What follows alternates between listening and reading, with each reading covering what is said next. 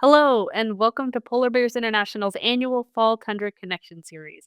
We've been coming to you live from the shores of Hudson Bay, just outside of Churchill, Manitoba, all season. The annual gathering of polar bears there is one of the most extraordinary events in the natural world, offering kind of a rare glimpse into the lives of these unique animals. For our final Tundra Connection broadcast, as our team is starting to wind down our field operations in Churchill, we're coming to you today from our homes. And our educational webcast today is titled Chats for Change: How Conversations Can Support Conservation.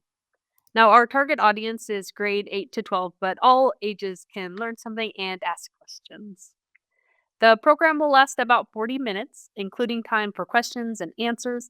And we encourage to use the chat windows wherever you're viewing to submit questions or use the comment section on social media. Now, research tells us that a majority of people are concerned about climate change, but they're self silencing because they're convinced they have the minority opinion.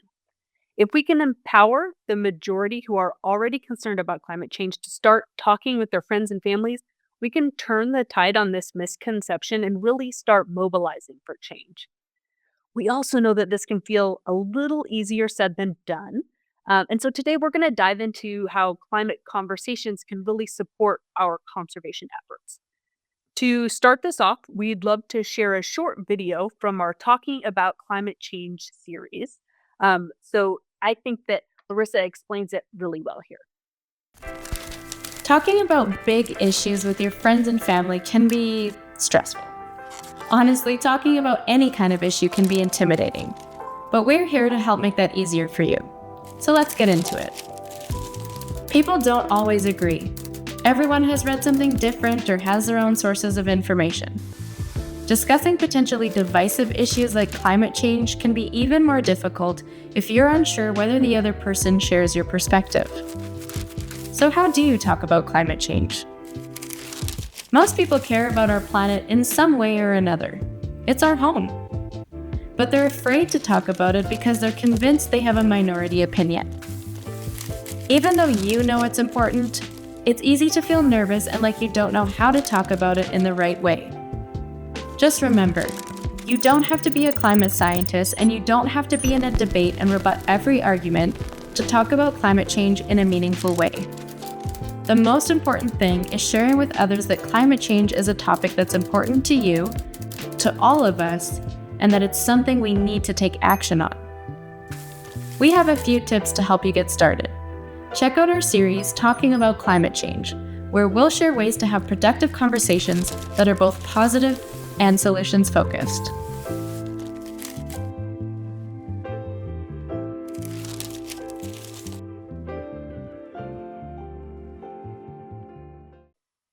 It can feel hard to take this sort of abstract idea of talking about climate change and put it into practice in our daily lives. But today we have panelists joining to talk about starting these conversations, some real life examples of people taking action, and the work that PBI does to support it. Additionally, we'll talk a little bit about how to expand the reach of your impact and action larger than just your community. I'd love to introduce our panelists, Marisa Cross, Director of Conservation Programs, and Emily Ringer, our Director of Policy and Advocacy. Hi, everyone. I'm Marisa Kraus, coming to you from my home in Columbus, Ohio. And you'll get to hear from me a little bit later about some strategies to talk about it and some examples from some of our Arctic Ambassador Center partners who are sharing the polar bear story. Hi, and I'm Emily Ringer, work in our policy and advocacy department, and I will be elaborating a little bit more on this and talking about how we can bring our conversations about climate change to decision makers who are influencing our lives around us. And I'm Kayla McCurry. I'm an outreach specialist for Polar Bears International, and I'm calling in from just outside Portland, Oregon. So, first up, we're going to share some strategies about starting these conversations. As we mentioned at the start, we know people tend to self silence when it comes to climate change.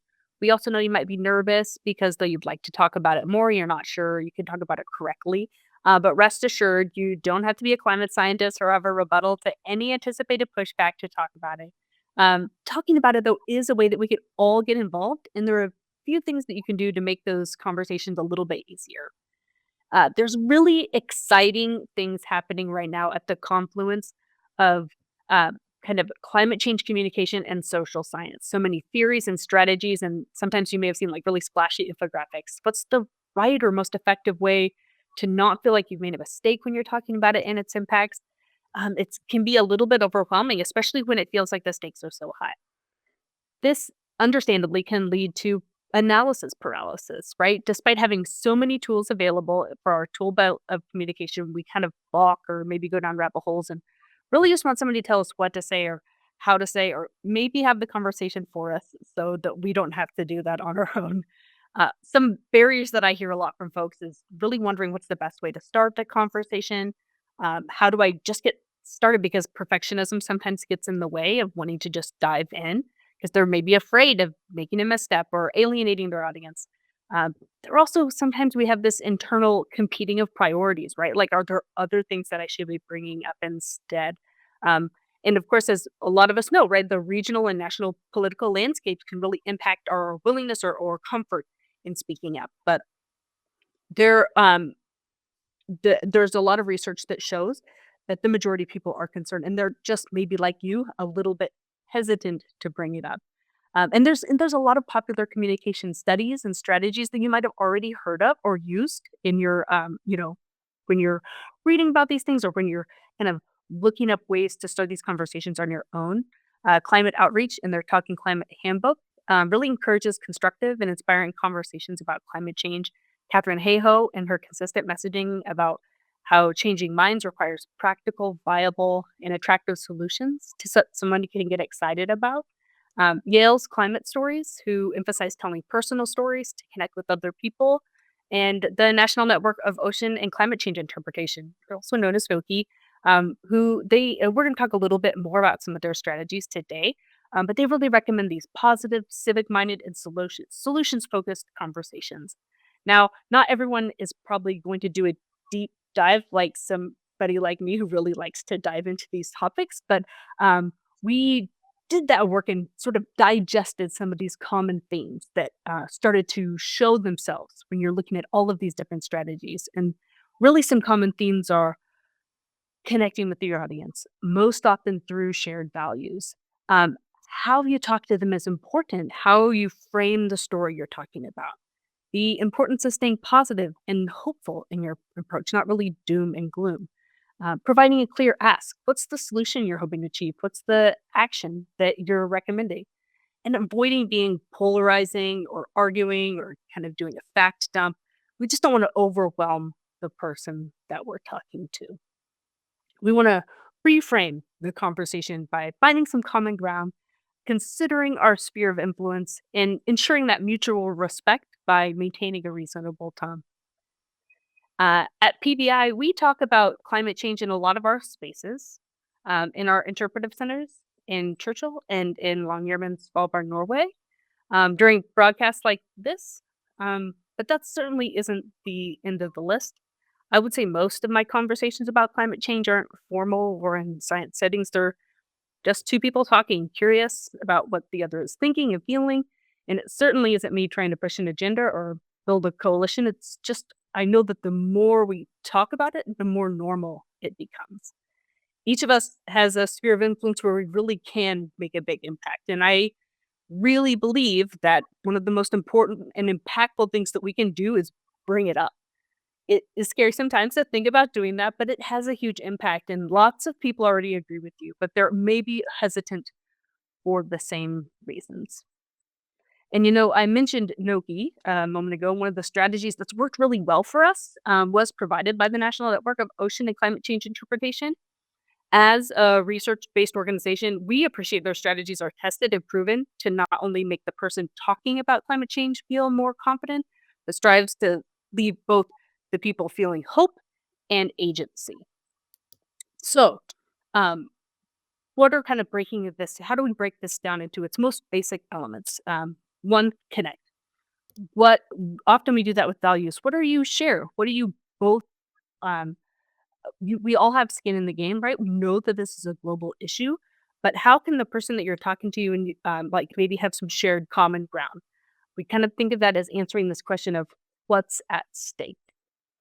Um, Sometimes also people have a hard time understanding the impact of a problem if they don't understand the causes. So explaining how does it work, and Noki recommends using tests and metaphors for that, and we found them to be really effective to help people connect the dots. Right? We know from communication research that if someone understands how something works, they're better poised to identify meaningful solutions to the problem, like limiting the burning of fossil fuels for energy to address climate change.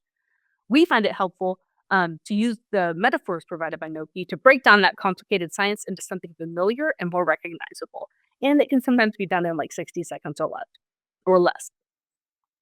For example, one of the metaphors that they tested is called the heat trapping blanket. So, um, if I was going to use that metaphor to quickly explain climate science, it might sound something like this. The atmosphere is like a blanket that surrounds the Earth. When we burn fossil fuels like coal, oil, and methane gas for energy, we add more and more carbon dioxide into the atmosphere. This um, thickens the blanket, trapping more and more heat around the Earth, which raises our average global temperature and disrupts the climate. This translates to later freezing and earlier breakup of sea ice, disrupting polar bears' ability to access their prey. Reducing our emission of heat trapping gases is the solution. Very simple. Not everyone has a degree in physics, so being able to help them understand the process can be a really meaningful way to help build engagement and agency in the people we're talking to. And then lastly, we don't want to, we know people will feel more hopeful if they feel like they're a part of the story. So leaving folks with solutions can really be an effective way to do that. Our solutions, we want to address the root cause, carbon emissions, heat trapping gases. We want our solutions to be equitable, and we want to show how other people are already engaged, actively doing this work. Join us, right? Given the outsized impact of carbon dioxide, we really want to focus on carbon dioxide emissions. So, programs that will reduce or eliminate our carbon dioxide emissions are really important. But and ways to shift our energy from fossil fuels to renewable energy and make our current energy systems more efficient can be a great starting point. So I like to remind myself that there are answers out there. We know what the problem is, we know the solution, and we have the tools available to take action. Some of these innovations are brand new, some of them are growing and changing faster than any of us really expected. But we have alternative energy options, many of which, are growing and expanding faster than we anticipated. Climate scientists have given us considerable information on the viability of green energy, and there's hope in knowing that we have the tools and ingenuity to make it happen. It's really a matter of scaling up and making these options available to more people in more places. So, really, no matter where you live, talking about it is important and it really makes a difference. We talked about that spiral of silence at the beginning. Um, and each of us that shows that little bit of courage to bring it up in more places can really help our audiences feel confident to do the same. Now, sometimes breaking it down into pieces can help the problem seem more manageable. And these communication strategies and test and metaphors definitely are ones that we utilize at PBI to convey these messages and probably sound familiar to some folks in our audience. You may have heard us using some of this language already if you viewed other broadcasts or been to any of our looking at our website and other materials. Marisa, um, I would love to hear from you. And could you talk a little bit about other ways we can connect folks who might want to get involved in the conversation? Sure, Kayla, and thanks for that overview. I think first I want to start by acknowledging that eco anxiety is real, and we're all at a different stage in sort of that grief. And so I think it's important to recognize it. And it's easy to feel overwhelmed or helpless when facing a problem as big as climate change. And you may find yourselves in conversations with folks who are afraid it's too late or experiencing some of this climate despair. And we know from the social science that climate despair can be both a threat and a hindrance to climate action and progress. And so that's on par with climate denial. And why is that? That's because we know when people feel like they have no hope, they shut down, and it can then be a barrier to doing something. The opposite of what we really need to solve the climate crisis, and worse, it can spread their sense of hopelessness and paralysis to others around them. And, I think that we can really sort of shift that and reframe our minds by recognizing that action can be the antidote to despair and take some comfort in that. Um, Now, so what's the best way to talk to someone who feels overwhelmed by climate change and might think it's too late? I think first it's important to acknowledge that it's normal. And it's normal to worry about species and the habitats they depend on. And you could say something like, I understand your worry. I too am deeply concerned about the warming that's taking place on our planet and the changes that we've seen, especially regarding some polar bear populations in the Arctic ecosystem. It's really a tough issue and it can be overwhelming. And then by acknowledging that feeling, you can then pivot to a message of hope and constructive optimism to invite them to become part of the solution. And that's part of that agency part that Kayla mentioned previously. And so here, I'm hoping Albert can queue up. This is the last video in our Talk About It series, our new series that we released starting Arctic Sea Ice Day this summer. And this video is going to touch on a little bit about that. And it's also very solutions focused. So I think it can help as a recap to what Kayla mentioned.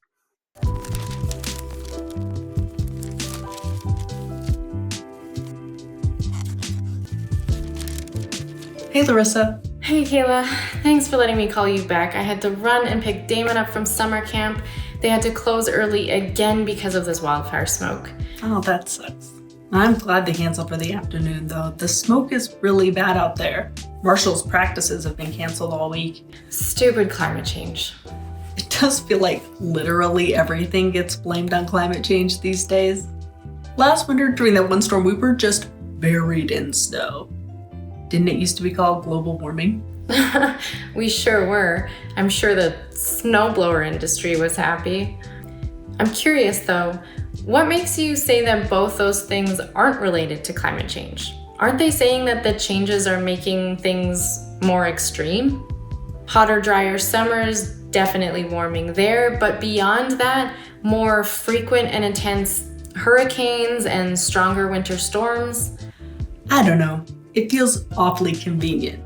And even if it is the boogeyman here, I can't imagine everyone in the world is going to drive an electric car, install solar panels, eat only plants, compost their TV, and live underground like mole people. Well, I don't know how practical that sounds either, but tell me more about that. It sounds like maybe you think this is a little overwhelming. More than a little. I'm not actually a skeptic that it's happening. I just don't know if there's really anything that we can do at this point. I feel a little hopeless. Like, even if I do everything I can, is it gonna make a difference in the big scheme of things? I hear you, but trust me, Kayla, concern for the climate is normal. You are not alone here. Honestly, I'm worried too.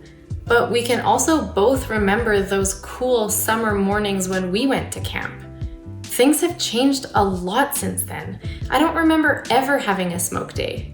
But you don't feel like it's just too late? Like it's an impossible problem to solve?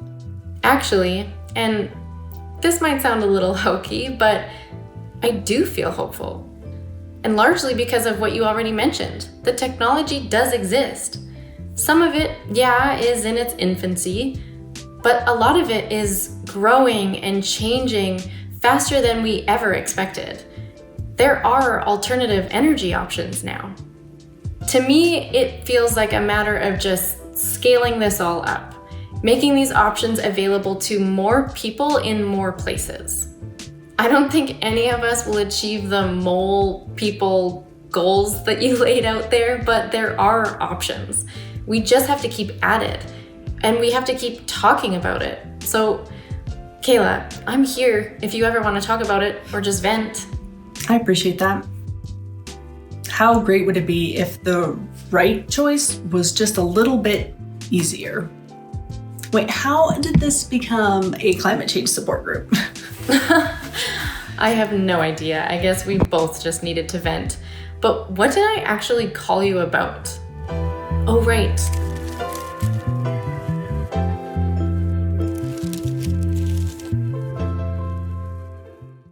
Thank you, Albert, for sharing that. I hope that all of you, after viewing that, can maybe see yourselves having some of these conversations. Perhaps it feels more approachable.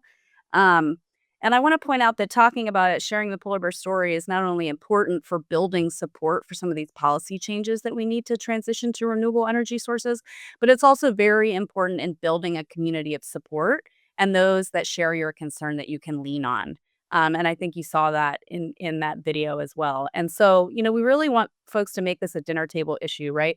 We want you to talk about climate change and solutions with your friends and your families, your teachers, your mentors, the adults in your life, if you happen to be a youth. We know from social science research that youth have an incredible influence over the adults in their lives. And that by showing you care and sharing the core story of polar bears and climate change, you can inspire the grown-ups in your life to get involved. And we know that, one of the single biggest things that we can do to save sea ice for polar bears is to vote with the climate in mind in each and every election.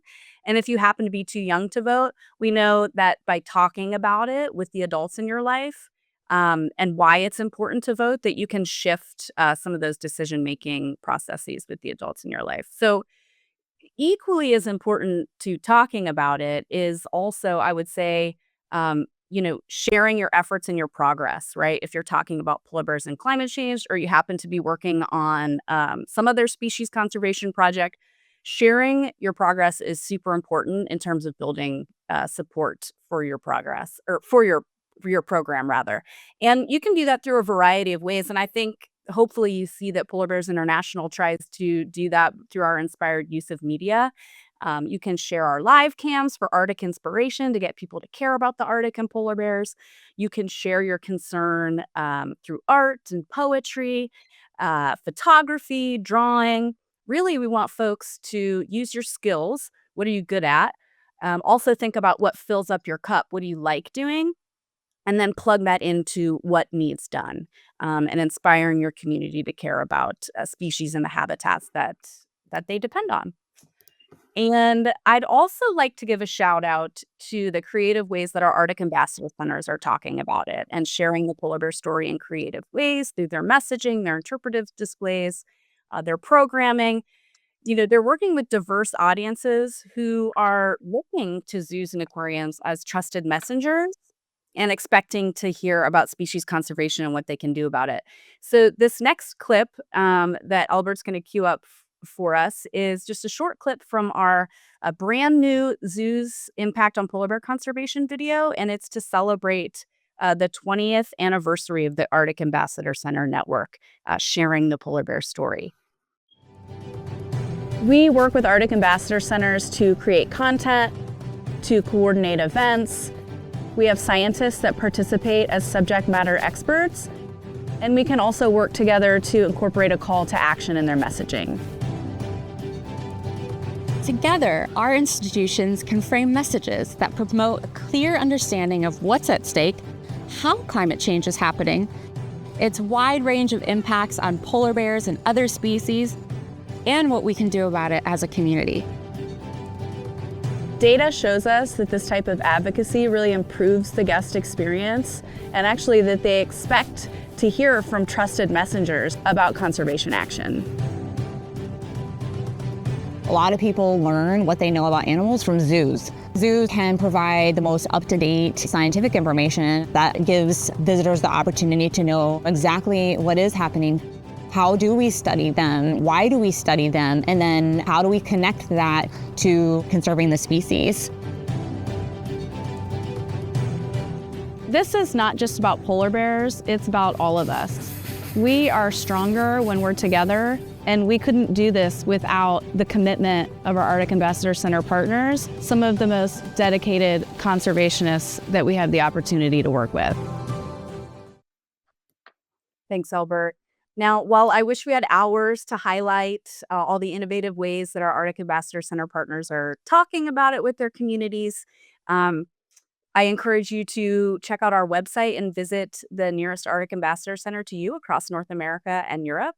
But I just want to give a quick shout out to our Arctic Ambassador Center friends and say thank you for continuing to place yourselves in a leadership position in your communities, providing opportunities for your community members to plug into climate action, to further share the polar bear story.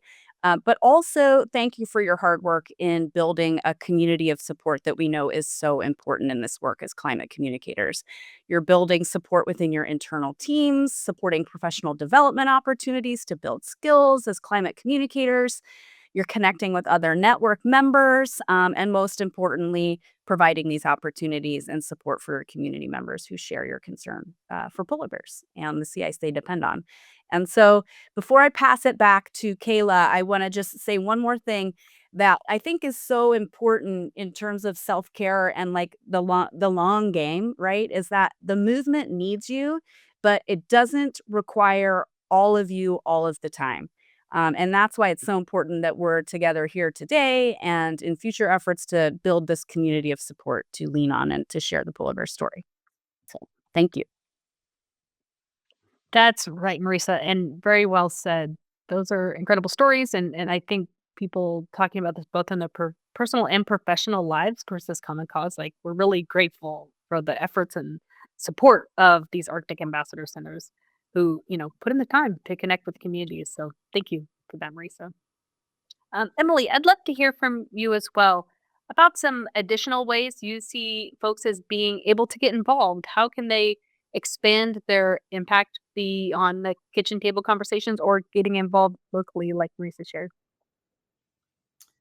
Yes, thank you, Kayla. So these kitchen table conversations, they're a really, really good place to start, and they're probably the most accessible place that we can really start to have these conversations. And when then you're ready, perhaps to take these conversations away from your kitchen table or away from just family and friends, I recommend looking to or asking yourself, who in this world makes decisions that impact me? So maybe a little more specifically, who's influencing climate action in the places where I spend time. So that could be your school, it could be your neighborhood, your town or state or province. And when you're asking these questions, you'll probably land on a couple of different people or positions that you'll want to look to. So let's say from the school perspective, and this is whether or not you are attending a school or you have someone in your life that is attending a school. So any school that's in your life, school administrators and school board are making decisions all the time about, for example, what powers your school buses, whether or not people can idle their cars in pickup areas. They're making decisions about energy efficiency measures for the physical building itself.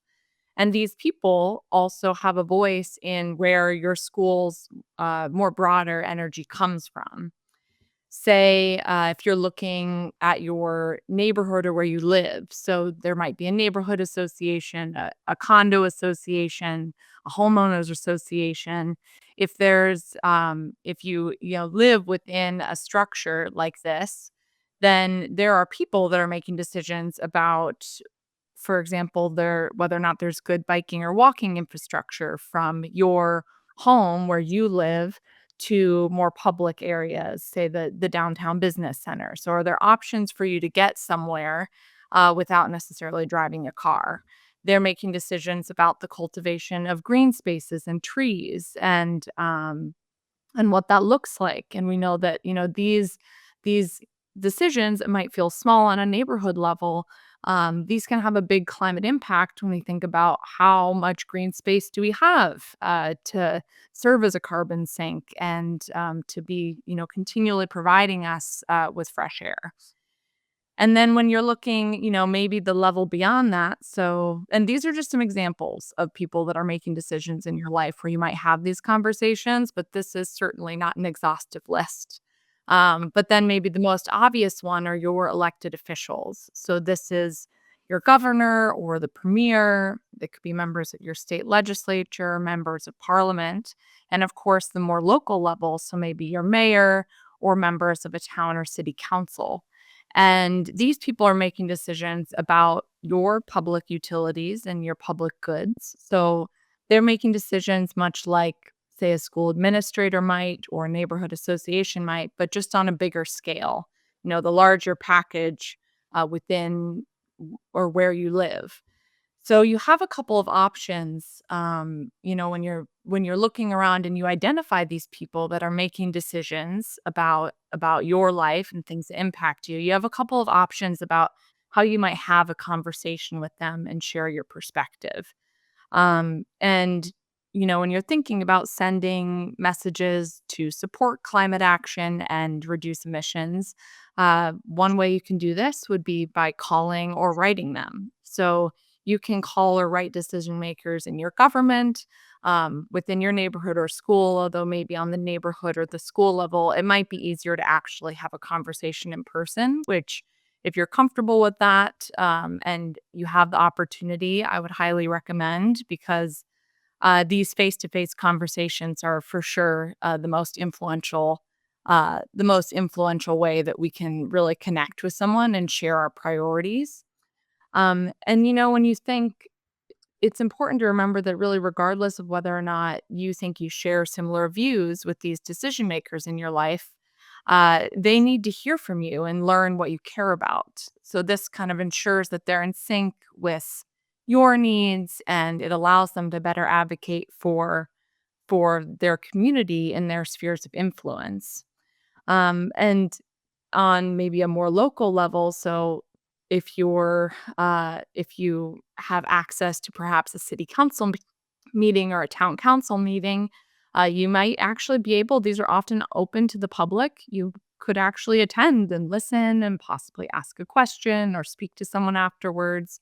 And then finally, if there's an opportunity, often governments will ask for the public to submit public comments about one of their policies or decisions that they're making. And submitting a public comment to your government agency on any level is a great way to also share, kind of further expand this conversation about climate action and share your interest in them advocating for those climate friendly policies. And then finally, the final way, and Maurice already touched on this, but it is sort of an expansion of having climate conversations, is to vote if you're old enough. So, voting in every single election for people in all positions of government, all levels of government. And if you are not old enough to vote, then encourage people in your life who are old enough to vote. Now, I know that there's a lot of options here, and I myself get really overwhelmed personally by hearing a laundry list of options like this. So I really want to point out that you don't need to do all of these at all. Pick just one that feels accessible, and maybe most importantly, get familiar with these opportunities for advocacy, these opportunities for furthering your climate conversations, so that you can recognize those opportunities when they present themselves. So a lot of it is just knowing, where you can even have these conversations and progress them along. And, remembering that as a general rule, if people are representing your interests and influencing your future, then you should make sure that you communicate your priorities and your visions for that future to them. And know that we are definitely here to support you with this. We are all going through this and experimenting with this in our personal lives outside of these jobs. And we are really passionate about providing tools and resources to you so that you feel more equipped to have these conversations in your communities. So I'd really recommend exploring our resources on our website and the Take Action Center. We'll actually be expanding these tools in the next couple of months. So keep an eye out for that. And just know that as small as a conversation may sound, conversations really can change the world. Probably every world change that's happened actually started with a conversation. So this is a really powerful tool, and not to be underestimated. Back to you, Kayla. Thank you, Emily. That was wonderful. We have a bunch of questions already coming in, and I'd love to toss a couple to each of you if that is okay. Um, Emily, since you were just talking, I might toss it right back to you with this question from that someone who's tuning in from Explore.org YouTube channel. Rita Lee is wondering what public policy changes are needed to address climate change more effectively? That's a good and a big question because there are so many options. And that's can be overwhelming and also a really positive thing. But I think the simplest answer is really any kind of emissions reducing policy. And there are a lot of ways to go about that.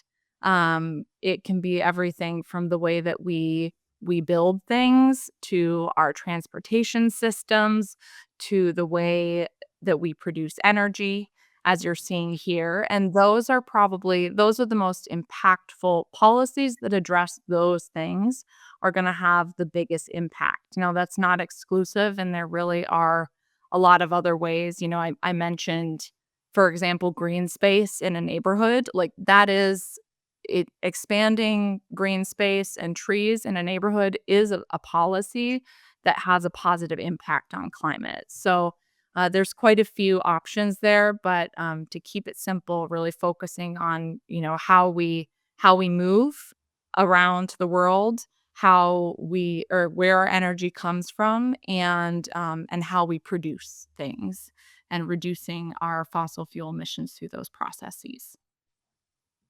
Can I add to that too, Kayla? Please, yes. When we go back to talking about it and you're wondering like how can I communicate what's needed? Um, as you probably saw on one of the slides that Kayla was talking about, it mentioned providing a specific example of a solution local to your community that someone can plug into. Well, we often find that challenging as an international organization with membership, across the globe. And so, one of the things that we have to rely on is some sort of uh, generalizing language that makes it easier for folks to understand. And so one of the things that I rely on, and I think it's pretty useful, I think others find it useful, is that we want to make it so that the renewable choice is the affordable choice and the accessible choice across all communities, right? And so that addresses sort of that energy shift of transitioning away from the energy of the past, of burning fossil fuels, and using more energy that comes from the wind, sun, and water that don't add heat trapping gases into our atmosphere. And then in the meantime, we can also support policies that increase energy efficiency. So using much less of those types of energies that burn fossil fuels. Really great clarification there. Thank you, Marisa. I might send this one back to you if you would like to expand on it at all. Another great observation from Willy Nilly on YouTube, on Explore or YouTube, is he's often heard Mike Fitz say that conservation starts in our own backyards. If there are conservation efforts or climate change issues in your local area, it's a good starting point for getting involved. And I feel like that kind of underscores some of what you were just, alluding to there. So we have another question that I think I would love to hear both of your answers to.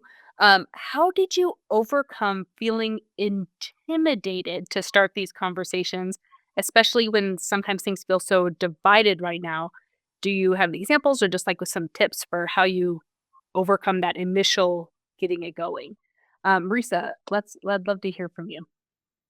Sure. Well, I think, my circumstances are a little different. And what I hope you can gain from this sort of anecdote here is that, we're all in a different process of our comfort level of talking about climate change and sharing our concern.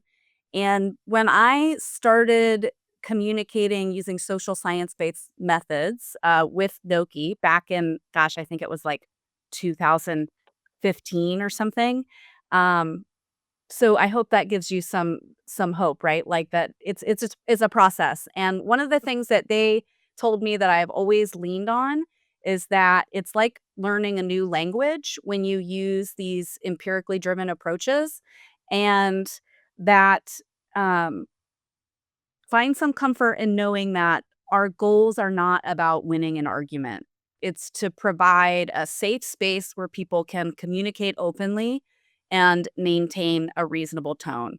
And that when you can use those sort of tools that we know through social science work, we can make progress in unforeseen ways. And so I think for me, it's relying on the science that we know these methods of communication work and can change the discourse. That's not to say I still don't have tough conversations, they're always out there. Fair enough. Fair enough. Emily, how about you? What are some strategies that you've used to kind of get yourself through maybe a situation that might feel intimidating up at the start? I think it's somewhat similar to Maurice's answer. I think the most important thing for me that I have found in difficult conversations is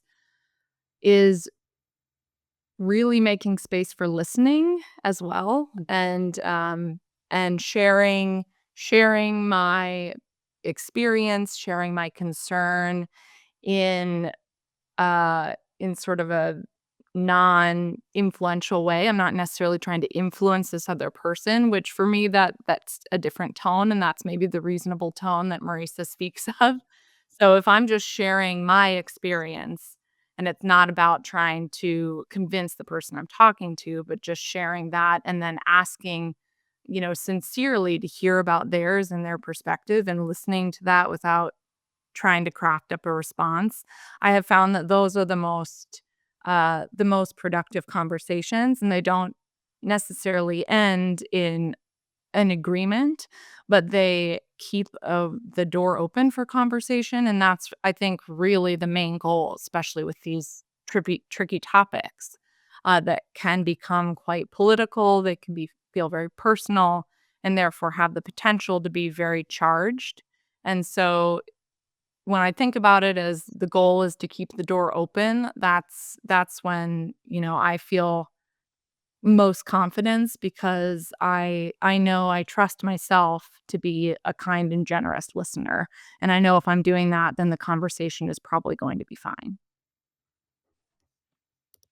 Really, a really good point to remember, I think there, Emily. And sometimes I think of it as I'm only just one touch point, right, that they're going to have in their lives in regards to climate change, and I might not be able to change their mind at the moment, but it's starting that process, or maybe of thoughtfulness in the way I bring myself to the conversation has a big part of that. So thank you.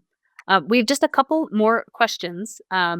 And one, I would love to just provide some reassurances to. Dusty asks if there's to get a list of things to do, how to act locally.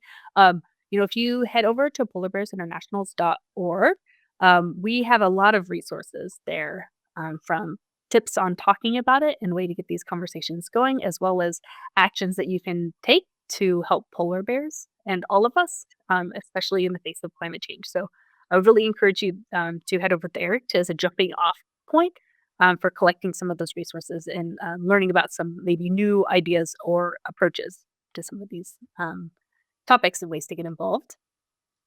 And we did get one question, on our website that was asking about, there's been a really great press coverage lately about some statements that the Inuit community has put out in response to climate change, and asking really if we have any collaboration with any Indigenous groups. And um, yeah, we do work with Indigenous groups across Canada.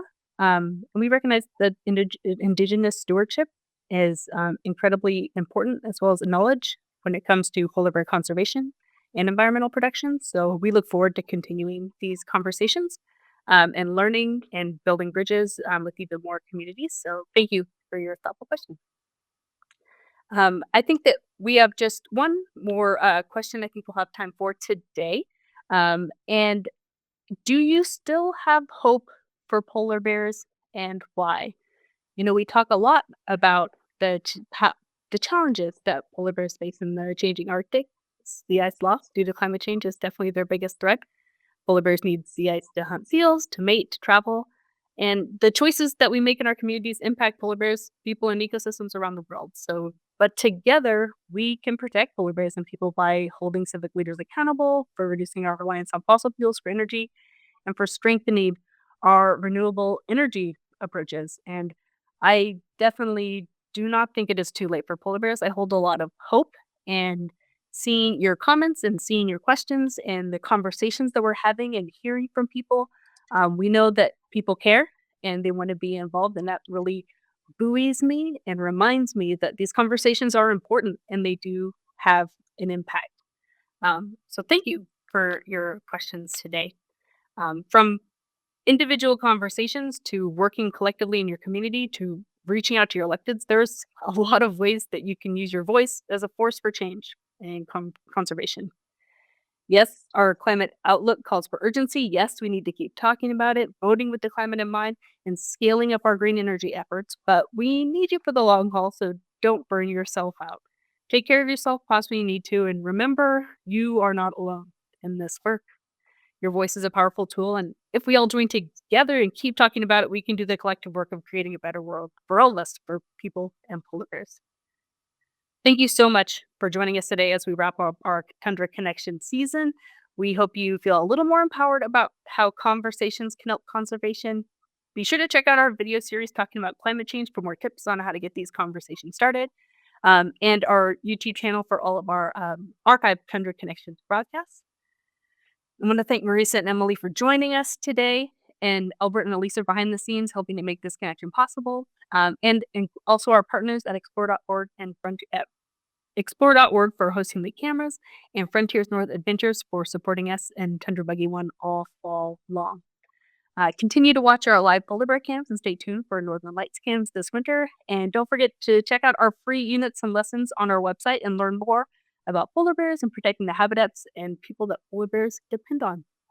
We do have we'll drop in the chat a quick feedback survey. We would love to get your thoughts on this broadcast or all season long. Included, if you complete that Tundra Connection survey, is a little eco adoption code, $25 value to get your free eco adoption for you or for someone in your life. Remember to follow your curiosity and find a community who shares your values. Think about how you can use your strengths and your skills to work together on climate solutions. Keep talking about it. Thank you so much.